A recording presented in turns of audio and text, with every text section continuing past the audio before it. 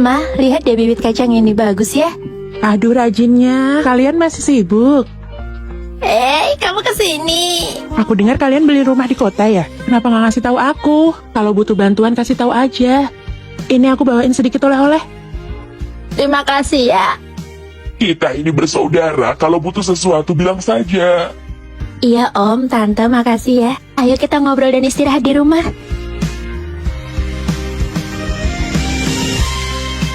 Ayo silakan duduk. Makasih.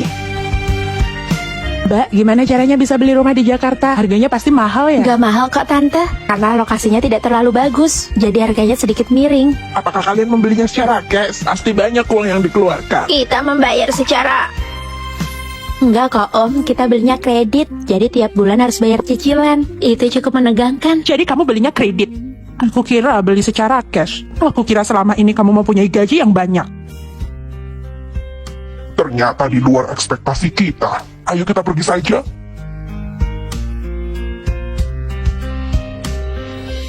Aku menyesal udah jauh-jauh ke sini.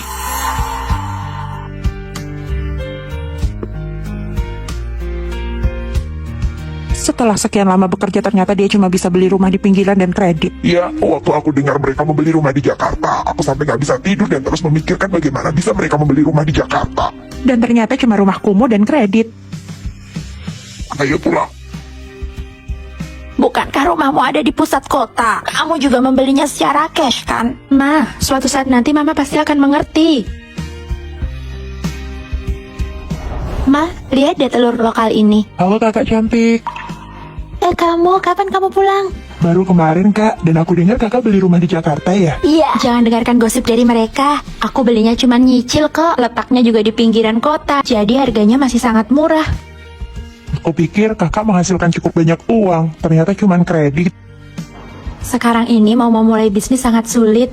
Aku juga udah pernah bilang kan, dan aku rasa kakak juga nggak mampu. Nggak bisa sebaik aku. Ya udah kalau gitu silahkan dilanjut. Aku pamit dulu. Ayo mah. Mah, tunggu aku. Apa kamu ini bodoh? Jelas-jelas kamu membeli rumah bagus di pusat kota dengan pembayaran cash. Kenapa kamu bilang di pinggiran dan pembayaran kredit? Mah, sudah aku bilang, Mama tidak mengerti. Kamu yang gak ngerti. Mama cuma ingin membanggakan kamu di depan orang-orang. Bukannya sombong, tapi biar tidak dipandang rendah oleh orang lain. Hei, Ma, Mama mau kemana?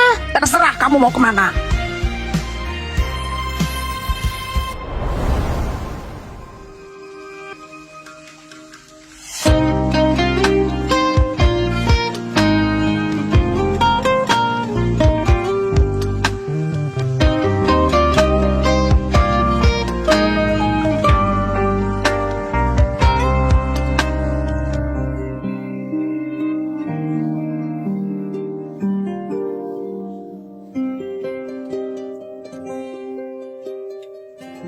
Makanan sudah siap. Bella, apakah kamu membeli rumah dengan cara mencicil?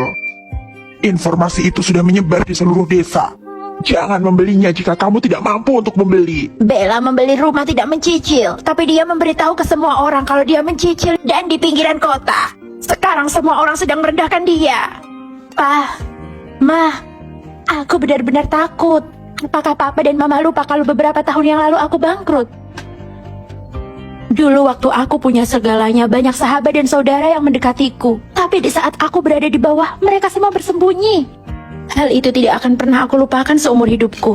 Papa sudah bilang, semua itu pasti ada alasannya. Inilah pertumbuhan.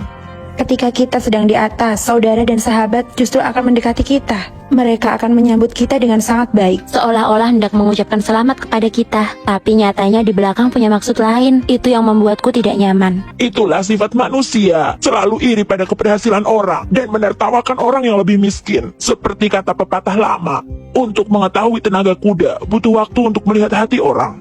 Betul, ada banyak kecemburuan pada hati semua orang. Kita tidak bisa tahu bagaimana isi hati orang lain. Jadi kita harus pintar-pintar untuk menjadi rendah hati. Semakin kau mampu, semakin tidak terlihat. Otak Mama ini benar-benar sudah salah.